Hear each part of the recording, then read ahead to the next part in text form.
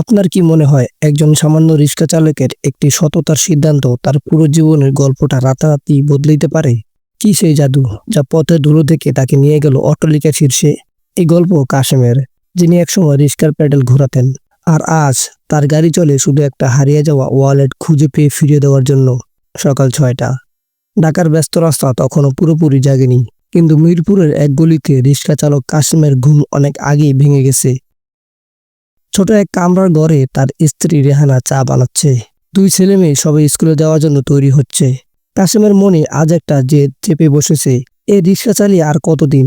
সারাদিন পরিশ্রমের পর হাতে যা আসে তা দিয়ে শুধু কোনো মতো সংসার চলে। ছেলে মেয়েদের ভালো স্কুলে পড়ানো, নিজের একটা বাড়ি করা, এসব স্বপ্ন যেন ক্রমশ ফিকে হয়ে আসছে। রিক্সা নিয়ে বেরিয়ে পড়লো কাশেম। সে প্রতিদিনের মতোই হাসি মুখে যাত্রীদের ডাকে, যাবেন নাকি স্যার? আজ তার প্রথম যাত্রী একজন বয়স্ক ভদ্রলোক। তিনি নিউ মার্কেট যাবেন। যাত্রাপথে ভদ্রলোক কাশেমের সাথে কথা বলতে শুরু করলেন। ভদ্রলোক বললেন, কি নাম তোমার? কাশেম বলল, স্যার কাশেম।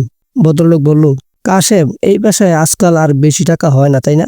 কাশেম একটু হেসে বলল, স্যার, টাকা না হোক পেটে তো ভাত জোগাতে হয়, আর এর চেয়ে ভালো কিছু করার মতো পড়াশোনা করিনি। ভদ্রলোক বলল, তা বটে, কিন্তু চেষ্টা করলে সবকিছু করা যায়। গন্তব্যে পৌঁছে ভদ্রলোক ভাড়া মিটিয়ে চলে গেলেন। একটু পর কাশেম লক্ষ্য করলো ভদ্রলোকের ওয়ালেটটি তার রিক্সার সিটে পড়ে আছে। খুলে দেখলো তার ভিতরে অনেক টাকা আর কিছু গুরুত্বপূর্ণ কার্ড। মুহূর্তের মধ্যে কাশেমের সামনে দুটো পথ খুলে গেল। একটিতে লোভ, যা তাকে জীবনে সব অভাব থেকে মুক্তি দিতে পারে। অন্যটিতে সততা, যা তার বাবার শেখানো নীতি। এই কঠিন মুহূর্তে সে কি করবে? এক মুঠো টাকা নাকি মনের শান্তি? লোভের ঢেউয়ের কাছে কি তার বিবেক হেরে যাবে? আপনার কি মতামত কমেন্টে জানান। কাশেমের মনে একবার লোভের ঢেউ খেলে গেল।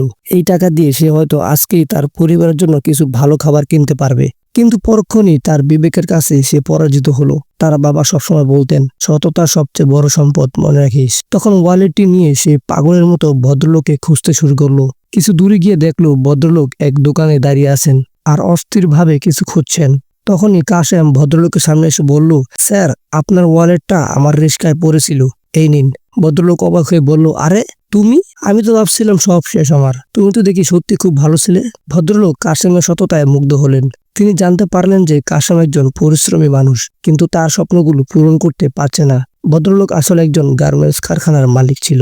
ভদ্রলোক বলল, আমার কারখানায় একটা কাজ আছে, তুমি কি করবে? কাশেম বলল, স্যার, আমি তো তেমন কিছু জানি না। ভদ্রলোক বলল, শেখানো যাবে।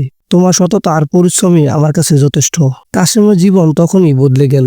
সে রিক্সা চালানো ছেড়ে দিল এবং সেই ভদ্রলোকের কারখানায় কাজ শুরু করলো। প্রথম দিকে সে একজন সাধারণ কর্মী হিসেবে কাজ করত, কিন্তু তার সততা, দায়িত্ববোধ আর কঠোর পরিশ্রম দেখে কারখানার মালিক মুগ্ধ হলেন। কাশেম নিজের কাজটা শুধু নিখুঁতভাবে করত না, বরং সবসময় নতুন কিছু শেখার চেষ্টা করত। কয়েক বছরের মধ্যে কাশেমের পদোন্নতি হলো। সে সুপারভাইজার থেকে ম্যানেজার পরিণত হলো। তার বেতন বাড়লো। নিজের জমানো টাকা দিয়ে সে প্রথমে একটা ছোট ফ্ল্যাট কিনলো। তারপর ছেলে মেয়েদেরকে ভালো স্কুলে ভর্তি করালো। কাশেমের ছেলে এখন একজন নামকরা সফটওয়্যার ইঞ্জিনিয়ার, আর মেয়ে একজন সফল ব্যবসায়ী। কাশেম নিজে এখন আর সে রিক্সাওয়ালা নেই। তার একটা নিজস্ব গার্মেন্টস কারখানা আছে, যেখানে অনেক গরিব মানুষ কাজ করে। সে সবসময় তাদের সঙ্গে তার রিক্সা চালক জীবনের কথা বলে আর বোঝায় যে সততা ও পরিশ্রম থাকলে কোনো স্বপ্নই অধরা থাকে না। আর এভাবেই এক সাধারণ রিক্সা চালকের গল্পটা হয়ে উঠল এক জীবন্ত কিংবদন্তি। এই গল্প শুধু বড়লোক হওয়ার নয়, বরং এটাই প্রমাণ করে যে সত্যিকারের প্রাচুর্য শুধু টাকা নয়, তা লুকিয়ে থাকে সততা, পরিশ্রম আর মানুষের প্রতি শ্রদ্ধার মধ্যেই। ভিডিওটি ভালো লাগলে একটি লাইক দিবেন এবং কমেন্টে জানাবেন আপনার মতামত।